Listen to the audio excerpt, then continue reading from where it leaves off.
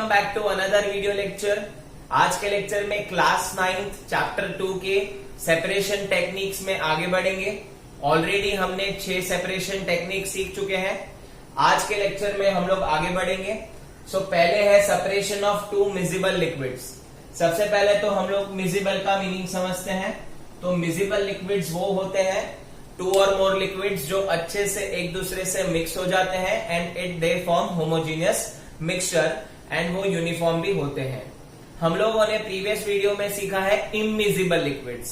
तो वाटर और oil immiscible liquids है because they are heterogeneous mixture. अब यहाँ पे मिजिबल लिक्विड्स को आपको कैसे सेपरेट करना है।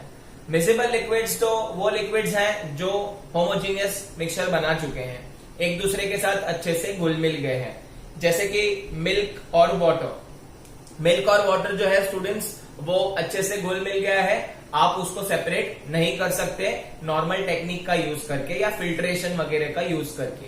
सो for that you have to set up an experiment. जो प्रोसेस है उसका नाम है डिस्टिलेशन। अब ये जो डिस्टिलेशन है वो कौन से प्रिंसिपल पे वर्क करता है।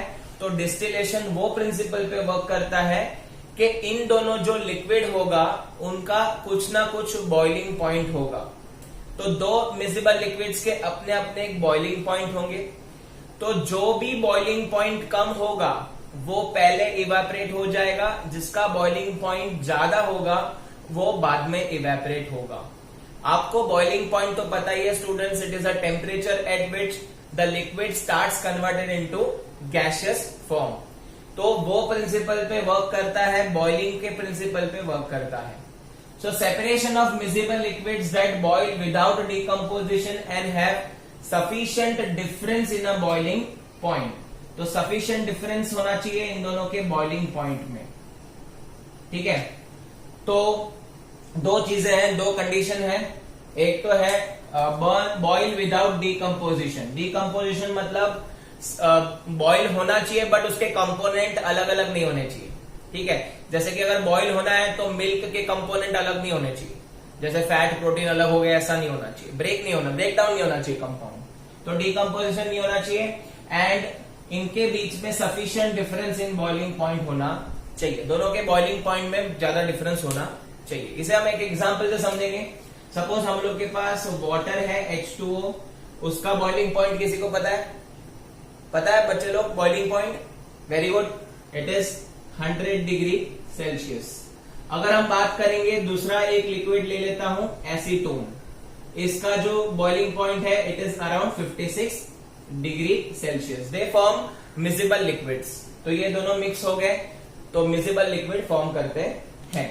अब आप पहला चीज नोटिस करेंगे, इन दोनों के बॉइलिंग पॉइंट में डिफरेंस इनफ है। देखो इन दोनों का डिफरेंस कितना है students? The difference is 44 degree Celsius and it should be greater than 25 degree Celsius. Difference जो है वो 25 डिग्री से ज्यादा होना चाहिए, तो ही ये डिस्टिलेशन का सेटअप काम करेगा। तो here we are getting the difference of 44 degree Celsius, तो कोई प्रॉब्लम नहीं। पहले मैं आपको सेटअप एक्सप्लेन कर देता हूं। यहाँ पे हमने एक स्टैंड लगाया है, ये बर्नर है, उसके ऊपर हम लोग ने स्टैंड लगा है। डायरेक्ट हीटिंग नहीं होना चाहिए इसके लिए, या आप इधर सैंड ग्लास का भी यूज कर सकते हैं। सैंड ग्लास में सैंड डाल के आप यूज कर सकते हैं। ये डिस्टिलेशन फ्लास्क है जिसमें हमारा मिक्सचर है वाटर एंड एसीटोन का। उसके आप बराबर देखोगे तो ये कॉर्क है जो बंद हो चुका है, जो और उसके अंदर हम लोग ने एक थर्मोमीटर सेट किया है टू मेजर अ टेम्परेचर। अब यहाँ पे आपको एक सेपरेट सेटअप भी दिख रहा है, ये सेटअप ज्यादा जरूरी है। This is nothing but water condenser. Water condenser वो होता है जिसके अंदर ठंडा पानी जाता है, ठंडा पानी जाएगा एंड यहां से बाहर निकल जाएगा। तो ठंडा पानी क्यों चाहिए वो भी मैं आपको बताऊंगा, आप खाली इतना याद रख लो, it is a condenser. Condensation का तो मीनिंग आपको पता ही होगा, तो मैं आपको एक्सप्लेन करूंगा व्हाट इट डज। फिर यहाँ पे हम लोग ने दूसरा एक फ्लास्क लिया हुआ है जिसमें दूसरा लिक्विड जो है वो सेपरेट होंगे। अब इसका वर्किंग देख लेते हैं स्टूडेंट्स, हाउ इट वर्क्स। सबसे पहले तो इसके अंदर जो मिक्सचर है उसमें H2O और एसीटोन है। बर्नर ऑन करेंगे, जलाएंगे, हीट देंगे। अब हीट देने के बाद आप दोनों के बॉइलिंग पॉइंट के डिफरेंसेस देख सकते हो, बॉइलिंग पॉइंट देख सकते हो। एसीटोन का बॉइलिंग पॉइंट 56 है और वाटर का बॉइलिंग पॉइंट 100 डिग्री सेल्सियस है। अब आप मुझे बताओ कि इन दोनों में से कौन सबसे पहले वेपर फॉर्म में या गैसियस फॉर्म में कन्वर्ट होगा। वेरी गुड बेटा, एसीटोन जो है वो 56 डिग्री सेल्सियस पे ही उड़ जाएगा, हवा में उड़ जाएगा। But water requires 100 degree Celsius to evaporate. तो वैसे ही यहां पे जैसे ही आप हीट देंगे एंड थर्मोमीटर पे जैसे ही 56 डिग्री टेम्परेचर शो होने लगेगा, you will observe a vapours. तो स्टूडेंट्स ये वेपर्स किसकी होंगी बताओ, वाटर वेपर्स होंगी कि एसीटोन की? वेरी गुड, एसीटोन की वेपर्स। एसीटोन की वेपर्स जो है स्टूडेंट्स यहां से होती हुई ये जो दूसरी ट्यूब है एक, उसमें से गुजरेगी। Now this is in the form of vapours. यहाँ पे कंडेंसर है, कंडेंसर में जा रहा है ठंडा पानी। तो ये जो ठंडा पानी है वो वेपर्स को क्या करेगा, कंडेंस करेगा। तो ये वेपर्स किस में कन्वर्ट हो जाएंगी, तो ये वेपर्स लिक्विड फॉर्म में कन्वर्ट होंगी और वो लिक्विड के फॉर्म में यहाँ पे एसीटोन जमा हो जाएगा। तो एसीटोन यहाँ पे जमा हो जाएगा। अब जरूरी नहीं है कि 56 डिग्री सेल्सियस पे सारा का सारा एसीटोन यहाँ पे आ जाए। You have to wait till around 80 degree Celsius. 80 से 85 डिग्री सेल्सियस में आपको पता चलेगा कि वेपर्स आना बंद हो गए हैं। तो ऐसा समझो कि सारा का सारा एसीटोन जो है वो यहाँ पे जमा हो गया है। This is nothing but acetone सारा जमा हो गया है and the remaining liquid is water. तो ये फ्लास्क जो है डिस्टिलेशन फ्लास्क में आपका वाटर बचेगा। तो ऐसे करके हम ये चीजें सेपरेट करते हैं। So distillation is a process for which the two miscible liquids should have the difference in a temperature greater than 25 degree Celsius. तो आपके मन में क्वेश्चन आएगा, सर वो सारे मिजिबल लिक्विड्स का क्या जिनके बीच में टेम्परेचर डिफरेंस कम है, 25 डिग्री से कम है, तो वैसे सेपरेट नहीं कर सकते, वैसे लिक्विड्स को कर सकते बेटा। तो उसके लिए जो प्रोसेस है, जो सेटअप है वो एज इट इज ही है, बट जो नाम है वो चेंज हो रहा है। यहां पे डिस्टिलेशन बोलते हैं, उसको हम बोलेंगे फ्रैक्शनल डिस्टिलेशन। तो फ्रैक्शनल डिस्टिलेशन क्यों बोलेंगे वो भी बता देता हूं स्टूडेंट्स। अब ये जो फ्रैक्शनल डिस्टिलेशन होता है वहां पे आपको एक ट्यूब इंट्रोड्यूस करना पड़ता है, एक ग्लास ट्यूब होती है स्टूडेंट। तो ये ग्लास ट्यूब यहां पे मैं ड्रॉ कर रहा हूं, ये सेम टू सेम ऐसी ग्लास ट्यूब का सेटअप होता है। तो ये जो ग्लास ट्यूब होती है ना स्टूडेंट्स, इसके अंदर बहुत सारे फ्रैक्शंस होते हैं, बहुत सारे फ्रैक्शंस होते हैं जिसको हम बोलते हैं बाधाएं या हर्डल्स। ये भी हो सकता है फ्रैक्शनल ट्यूब में, ठीक है। या तो आप जो ग्लास ट्यूब्स हैं, ग्लास के बॉल्स हैं, ग्लास बीड्स बोलते हैं उसको, ये ग्लास बीड्स भी हम डाल सकते हैं। तो इन शॉर्ट आपको क्या करना है, आपको हर्डल बनानी है ताकि गैस अच्छे से ना जा पाए। उसका क्या रीजन है वो भी मैं आपको एक्सप्लेन करूंगा। तो ये फ्रैक्शनल ट्यूब बोल दी जाती है। फ्रैक्शनल ट्यूब को हम यहाँ पे फिक्स कर देंगे। दिस फ्रैक्शनल ट्यूब के ऊपर आपको टेम्परेचर मेजर करने के लिए थर्मोमीटर होगा। यहाँ पे जगह नहीं है इसके लिए मैंने बताया नहीं है, बट समझ लेना या आप ड्रॉ कर देना। तो डिफरेंस आपको समझा। फ्रैक्शनल डिस्टिलेशन में सिर्फ ये फ्रैक्शनल ट्यूब एक्स्ट्रा आ जाती है, बाकी सारी चीजें सेम रहती है, प्रोसीजर भी सेम है। बट होता क्या है वो भी हम देखेंगे। अब हम लोग ने एग्जाम्पल लिया था यहाँ पे एसीटोन। अब वाटर की जगह पे मैं यहाँ पे ले लेता हूं अल्कोहल। अल्कोहल वो वाला नहीं, मिथेनॉल लेंगे हम लोग, ठीक है। वो दूसरा वाला अल्कोहल अपन छोटे हैं अभी, ठीक है। सो अल्कोहल प्लस एसीटोन। अल्कोहल का जो बॉइलिंग पॉइंट होता है it is around 65 degree Celsius और एसीटोन का जो होता है it is around 56-54 degree Celsius. मैंने यहाँ पे नंबर्स में शायद ऊपर नीचे हो गया रहेगा तो मैनेज कर लेना स्टूडेंट्स। तो अल्कोहल का जो 65 डिग्री है, 56 है एसीटोन का। इन दोनों के बीच में जो फर्क है it is obviously less than 25 degree Celsius. देख पा रहे हो आप, इन दोनों का डिफरेंस करोगे तो इन दोनों का डिफरेंस जो है it is less than 25 degree Celsius. तो ऐसे टाइम पे क्या होगा, कैसे प्रोसीजर वर्क करेगा। तो देखो यहाँ पे मैंने मिक्सचर लिया है अल्कोहल एसीटोन का, वही करेंगे, बर्नर चालू करेंगे, यहाँ पे हीट मिलेगी। अब मुझे आप पहले बताओ कि सबसे पहला कौन वेपराइज होगा? सबसे पहले अल्कोहल होगा कि एसीटोन होगा? वेरी गुड बेटा, एकदम परफेक्ट, एसीटोन होगा। क्यों होगा? क्योंकि उसका बॉइलिंग पॉइंट 56 डिग्री सेल्सियस है, 56 डिग्री सेल्सियस पे वो उड़ने लगता है। अल्कोहल का कितना है? 65 डिग्री सेल्सियस। अब देखो स्टूडेंट्स, यहाँ पे जैसे ही टेम्परेचर शो करेगा थर्मोमीटर में 56, आपको वेपर्स आना चालू हो जाएगी। तो ये जो वेपर्स आना चालू हो जाएगी, this vapours are of acetone. तो एसीटोन की वेपर्स जो है वो यहाँ पे आएगी, यहाँ पे इसको बहुत सारे ग्लास बीड्स मिलेंगे, ग्लास बीड्स उसको हर्डल करेंगे, तो वो कोशिश करेगी उसमें से जाने के लिए, एंड यहां से जाने के लिए वो ट्राई करेगी, एंड गैस जो है वो यहाँ पे आ जाएगा। और वाटर कंडेंसर है, कंडेंसेशन का काम करता है, ठंडा पानी जा रहा है तो वेपर्स को वो कन्वर्ट कर देगा वाटर ड्रॉपलेट्स में, सॉरी ड्रॉपलेट्स में कन्वर्ट करेगा। फॉर एग्जाम्पल, जैसे हम लोग फ्रिज में से बॉटल निकालते हैं ठंडी पानी की, तो आपकी जो सराउंडिंग है वो वेट हो जाती है, उसमें लिक्विड आ जाता है, that is liquid present in atmosphere, वो एटमॉस्फेयर के गैस को कंडेंस करते हैं। वैसे ही यहाँ पे सेम होगा, तो एसीटोन यहाँ पे 56 डिग्री पे आना चालू हो जाएगा। अब ऑब्वियस है 56 डिग्री पे सारा का सारा एसीटोन तो आएगा नहीं, यस और नो? तो 56 डिग्री पे सारा का सारा एसीटोन नहीं आएगा, तो ऑब्वियसली इसको टेम्परेचर और देना पड़ेगा। तो टेम्परेचर और देंगे तो 60 डिग्री, 62 डिग्री, 65 डिग्री तक भी जा सकता है। तो 62, 65 डिग्री तक वो चलेगा। बट आप नोटिस करोगे the moment it reaches 65 degree, तो 65 डिग्री पे आएगा तो कौन आएगा? तो अल्कोहल की वेपर्स भी आना शुरू हो जाएगी। तो एसीटोन की वेपर्स भी आ रही है, अल्कोहल की वेपर्स भी आ रही है, दोनों मिक्स हो गए, वापिस हमको मिक्सचर मिला। ऐसा नहीं होता। तो एग्जैक्टली होता क्या है? The moment alcohol reaches 65 degree Celsius, 65 degree Celsius पे तो एसीटोन एकदम मस्त में उड़ के जा रहा है, चलो, क्योंकि उसको तो टेम्परेचर मिल गया, वो तो उसके वेपर्स फॉर्म बना रहा है।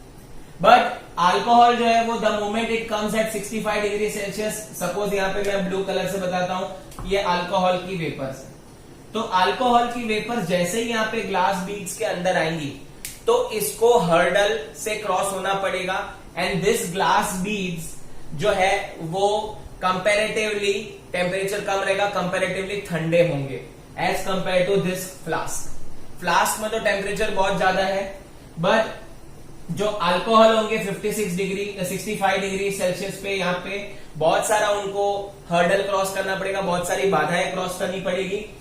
तो यहाँ पे ग्लास बीड जो है उनका टेम्परेचर रिस्पेक्टिवली कम है, तो क्या होगा? जो अल्कोहल होगा 65 डिग्री सेल्सियस पे, वो यहाँ पे कंडेंस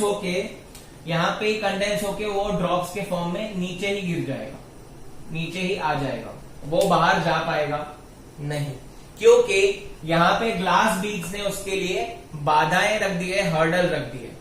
तो आपके मन में और एक क्वेश्चन ये भी होगा कि सर 56 डिग्री पे जब भी एसीटोन था तब उसके लिए भी ये बाधाएं थी? यस थी। बट आप नोटिस करोगे मैंने 56 डिग्री से टेम्परेचर ज्यादा दिया है, तो मेरा टेम्परेचर जो है स्टूडेंट्स 65 डिग्री सेल्सियस पे है। तो 65 डिग्री सेल्सियस पे सारा का सारा जो एसीटोन है उसको अच्छा खासा हीट मिल जाएगा, और वो ये बाधाओं को पार कर लेगा, वो हर्डल्स क्रॉस कर लेगा, क्योंकि टेम्परेचर बहुत ज्यादा है। 56 डिग्री में ही उसको वेपर होना चाहिए था, बट बाधाओं की वजह से नहीं हो रहा था, बट मैंने टेम्परेचर तो बढ़ा दिया है, तो 65 डिग्री पे वो हर्डल भी क्रॉस कर सकता है। बट जबकि अल्कोहल को अगर हर्डल क्रॉस करनी है तो ऑब्वियसली मोर देन 65 डिग्री लगेगा, अराउंड 80 डिग्री सेल्सियस पे वो हर्डल्स को क्रॉस कर पाएगा, वो ग्लास बीड्स में से जा पाएगा। तो आई होप आपको समझा। 56 डिग्री पे एसीटोन गया, उड़ गया, लेकिन हर्डल थी तो नहीं जा पाया, कोई बात नहीं, टेम्परेचर और बढ़ा दिया, 65 कर दिया। 65 पे एसीटोन को जाना ही जाना है, क्योंकि टेम्परेचर बहुत ज्यादा है, यहां से उसको जाना ही पड़ेगा, तो ये हर्डल क्रॉस करके भी वो निकल जाएगा और यहाँ पे कंडेंस होके एसीटोन मिल जाएगा। जबकि 65 डिग्री पे अगर अल्कोहल है तो अल्कोहल जो है वो यहाँ पे कंडेंस हो जाएगा इन ग्लास ट्यूब इटसेल्फ, और ड्रॉप वाइज फ्लास्क में ही रहेगा और एसीटोन अलग हो जाएगा। तो आई होप आपको मैं यहाँ पे एग्जाम्पल के थ्रू समझा पाया कि कैसे फ्रैक्शनल डिस्टिलेशन कवर होता है। तो फ्रैक्शनल डिस्टिलेशन जो होता है स्टूडेंट्स, वो इसमें फ्रैक्शनल ट्यूब होती है, बहुत सारे पेट्रोलियम प्रोडक्ट्स होते हैं जो मिसिबल लिक्विड्स में कन्वर्ट होते हैं, तो उनको सेपरेट करना होगा, तो आप ये फ्रैक्शनल डिस्टिलेशन कर सकते हो। और एक चीज कर सकते हो, अगर आपको एयर गैसियस प्रोडक्ट्स जो होते हैं हमारे आसपास, नाइट्रोजन है, ऑक्सीजन है, कार्बन डाइऑक्साइड है, इनको भी अगर आपको सेपरेट करना होगा तो भी फ्रैक्शनल डिस्टिलेशन का यूज होता है। Another method of separation is chromatography. अब ये क्रोमेटोग्राफी, क्रोमा मीन्स कलर, अब ये जो कलर कंपोनेंट्स है उसको कैसे सेपरेट किया जा सकता है वो हम क्रोमेटोग्राफी में सीखेंगे। फॉर एग्जाम्पल, अगर हम लोगों को जो डाई होती है, कोई भी कलर की होने दो, ब्लैक कलर की होने दो या what ever colour it is, वो जो ब्लैक कंपोनेंट होता है वो सिर्फ ब्लैक कलर से नहीं बनता है, उसके अंदर बहुत सारे अलग अलग कंपोनेंट मिक्स किए जाते हैं। तो क्रोमेटोग्राफी जो है वो मोस्टली जो डिसॉल्व्ड सॉलिड होते हैं, जो सिर्फ और सिर्फ पानी में डिसॉल्व होंगे, वो ही हम लोग यूज करेंगे एज अ क्रोमेटोग्राफी के लिए। तो separation of component of dye, अगर हम लोग ने ब्लैक कलर की डाई ली है तो ब्लैक कलर के अगर मुझे कलर उसमें से अलग अलग कलर्स चाहिए, तो क्या करेंगे स्टूडेंट्स, एक फिल्टर पेपर लेंगे, फिल्टर पेपर से यहाँ पे पेंसिल से लाइन ड्रॉ करेंगे एंड उसके ऊपर आप वो जो इंक होगी उसको आप प्लेस कर दोगे या इंक का एक ड्रॉप डाल दोगे। Now this filter paper will transfer to a jar containing water, और वो जो वाटर लेवल है वो ये लाइन जो है पेंसिल से आपने बनाई है उससे ज्यादा नहीं होना चाहिए, उससे कम ही होना चाहिए। अब क्या होता है स्टूडेंट्स, यहाँ पे जैसे ही फिल्टर पेपर को आप वाटर के अंदर प्लेस करेंगे बिलो द पेंसिल लाइन जो मार्क की है उसके, तो वाटर जो है वो धीरे धीरे धीरे धीरे फिल्टर पेपर के अंदर जाना चालू करेगा। ये आपने ऑब्जर्व किया भी होगा स्टूडेंट्स, जैसे आप घर पे मम्मी जो है कुछ ऑयली बनाती है तो मम्मी पहले उसको टिश्यू पेपर पे रखती है ताकि जो ऑयल है वो हो जाए सेपरेट। तो स्टूडेंट्स, जो ऑयल है वो थोड़ी देर के बाद पूरे टिश्यू पेपर में फैल जाता है, वैसे ही वाटर जो है यहाँ पे फैल जाएगा फिल्टर पेपर में, and the moment it reaches this, तो ये मोमेंट के बाद यहाँ पे आपको अलग अलग कलर्स दिखने मिलेंगे, अलग अलग कलर की बाउंड्रीज दिखेगी, orange colour, red colour, yellow colour, blue colour, जिससे भी ये ब्लैक या कोई भी कलर या कोई भी डाई बना होगा वो कलर यहाँ पे सेपरेट हो जाएंगे। अब ऐसा क्यों होता है? The only reason is water जो है उसके अंदर सारी की सारी चीजें अलग अलग अमाउंट में सोल्यूबल होती है, कोई फटाफट सोल्यूबल हो जाता है, कोई कम सोल्यूबल हो जाता है। तो जो फटाफट सोल्यूबल होगा वो पहले दिखने लगेगा, जो कम सोल्यूबल होगा वो धीरे धीरे करके आगे दिखने मिलेगा।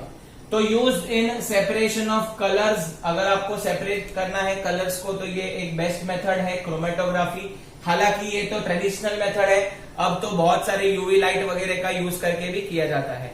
This is the known as paper chromatography. तो ये पेपर क्रोमेटोग्राफी है। अब यहाँ पे मैंने लिखा हूं as water rise in a paper it will take dye particle along with that. तो क्या करेगा वाटर, जो उसके अंदर ज्यादा डिजोल्व होंगे वो सब्सटेंस को वो लेके आगे निकल जाएगा। आप यहाँ पे भी देख सकते हो स्टूडेंट्स कैसे यहाँ पे डिफरेंट डिफरेंट कलर आपको दिख रहे हैं फिल्टर पेपर के ऊपर। अब इसका एप्लीकेशन क्या है स्टूडेंट्स? तो पहला एप्लीकेशन तो यही है कि इसकी जो डाई होगी डिफरेंट डिफरेंट डाइस, उसमें से हम लोग सेपरेट करेंगे उसके कलर्स, पहला। Second, pigment of natural colours. जो अगर नेचुरल कलर्स हैं, बहुत सारी चीजों में हम लोग नेचुरल कलर का यूज करते हैं स्टूडेंट्स, तो नेचुरल कलर आपको चाहिए। जैसे कि अगर आपका टेबल हो गया तो टेबल को वुडी इफेक्ट देने के लिए नेचुरल कलर का यूज होता है। तो नेचुरल कलर को आपको सेपरेट करना है, एक्सट्रैक्ट करना है, तो ये क्रोमेटोग्राफी का यूज करना है। Then third, drug from a blood. Blood के अंदर बहुत सारे, अगर हम मेडिसिन वगैरह खाते हैं तो ड्रग वगैरह आता है, तो उसका टेस्टिंग वगैरह करने के लिए आपका पोस्टमार्टम वगैरह होता है, जो भी डेड बॉडीज का अगर ब्लड में ड्रग है उसको सेपरेट करने के लिए भी पेपर क्रोमेटोग्राफी यूज कर सकते हैं। ठीक है, but in today's world we are not using this old process, we are making use of UV lights and everything. Next separation technique is crystallization. Crystallization जो टेक्निक है, it is for solid dissolved in a liquid, completely homogeneous mixture form करेगा उसी के लिए। अब आप बोलोगे sir आपने फर्स्ट मेथड भी तो वही बताया था, जो सॉल्ट और शुगर सोल्यूशन थे वो डिसॉल्व हो गए थे वाटर में और उनको सेपरेट करने के लिए हमने इवेपोरेशन और फिल्ट्रेशन का यूज किया था। तो वो 2 मेथड क्या कम थी जो ये तीसरी मेथड सिखा रहे हो? तो स्टूडेंट्स ये देखो, ये थर्ड मेथड जो है वो पहले 2 मेथड से बहुत अच्छी मेथड है, एक्यूरेट मेथड है, और यहाँ पे आपको बहुत सारे एडवांटेजेस भी मिलेंगे। तो क्रिस्टलाइजेशन मेथड में क्या होता है वो देख लेंगे। The process in which pure solid is separate in the form of crystal from a solution. तो बहुत सारे जो सॉल्ट होते हैं वो क्रिस्टल फॉर्म में आप देख रहे हो, आपके घर पे क्रिस्टलाइन फॉर्म में होते हैं। वो क्रिस्टलाइन फॉर्म आपको अगर चाहिए इम्प्योरिटीज में से या सोल्यूशन में से, तो हम क्रिस्टलाइजेशन से पा सकते हैं। अब ये मेथड में स्टूडेंट्स क्या होता है, आपको क्या करना है, जो आपके पास सोल्यूशन है वो सोल्यूशन को आपको पहले बेसिक फिल्ट्रेशन करना है। बेसिक फिल्ट्रेशन में फिल्टर पेपर का यूज करके आपको वहां पे पहले फिल्ट्रेशन करना है, ताकि जो इनसोल्यूबल पार्टिकल हैं जो इसमें डिसॉल्व नहीं हुए हैं वो निकल जाए। ठीक है, फिर आपको क्या करना है, वो जो सोल्यूशन आपने लिया है उसको आपको हीट करना है। आप उसको जैसे हीट करेंगे तो वहां से आपको थोड़े थोड़े जो वाटर पार्टिकल्स हैं वाटर वेपर्स के फॉर्म में निकल जाएंगे, और आपको वहां पे मिलेगा एक प्योर सोल्यूशन। अब वो सोल्यूशन को आपको क्या करना है, आपको दूसरे बीकर में ले लेना है, उसको ठंडा करने के लिए रख देना है। ठंडा करने के बाद आप वहां पे ऑब्जर्व करेंगे तो आपको सॉल्ट जो है वो क्रिस्टल फॉर्म में आपको मिल जाएगा। तो ऑलमोस्ट ये टेक्निक जो है उसमें फिल्ट्रेशन और इवेपोरेशन दोनों का मिक्सचर ही यूज हुआ है, आपको ऐसा ही लगेगा। यस स्टूडेंट्स, वही है, मिक्सचर यूज हुआ है। यहाँ पे सिर्फ फर्क इतना है कि आपको कूल डाउन करने के लिए रखना पड़ेगा सोल्यूशन को, एंड तभी आपको वहां पे क्रिस्टल मिल पाएंगे। तो वैसे ही क्रिस्टल का सेपरेशन होता है with the help of crystallization. अब इसके एडवांटेजेस क्या है क्रिस्टलाइजेशन के, तो सम सॉलिड डिकम्पोज और gets charred on heating to dryness. बहुत सारे कंपोनेंट होते हैं, बहुत सारे सॉल्ट होते हैं जो डिकम्पोज होते हैं, मतलब वो कंपोनेंट्स है उसके सेपरेट हो जाते हैं, कंपाउंड ब्रेक हो जाता है। तो हीट दोगे तो इवेपोरेट करोगे तो ये प्रॉब्लम है, बट यहाँ पे ऐसी कोई प्रॉब्लम नहीं है क्योंकि आपने सोल्यूशन को हीट बाद में किया हुआ है। अगर हम बात करेंगे second, some impurity remains dissolved in the solution after filtration और इवेपोरेशन। फिल्ट्रेशन करने के बाद या इवेपोरेशन करने के बाद बहुत सारी इम्प्योरिटीज रह जाती हैं, बट क्रिस्टलाइजेशन में आपको यहाँ पे प्योर सॉल्ट मिलेगा। तो जो हम लोग बात कर रहे थे सी वाटर को सेपरेट करने की, आपको जो सी वाटर में से आपको सॉल्ट सेपरेट करना है तो आप क्रिस्टलाइजेशन मेथड का यूज कर सकते हो। तो स्टूडेंट्स, आज के लेक्चर के लिए बस इतना ही। आने वाले वीडियो में हम लोग और भी सेपरेशन टेक्निक सीखेंगे, बट सॉलिड और लिक्विड की सेपरेशन टेक्निक यहाँ पे खत्म हो चुकी है। अब हम गैसेस के देखेंगे। So thank you so much for watching this video. अगर आपको ये वीडियो पसंद आया है तो इसे लाइक कर दीजिएगा स्टूडेंट्स। बहुत सारे स्टूडेंट, ऑलमोस्ट 30% सब्सक्राइबर्स जो हैं, they are only watching the video, they haven't subscribe that. तो मुझे दुख होता है थोड़ा सा, हमें ऐसा लगता है अरे क्या है यार, सब्सक्राइब तो कर देना चाहिए, है ना। तो सब्सक्राइब कीजिए, लाइक कीजिए, कमेंट कीजिए वीडियो पे। Thank you so much for watching this video. Keep learning.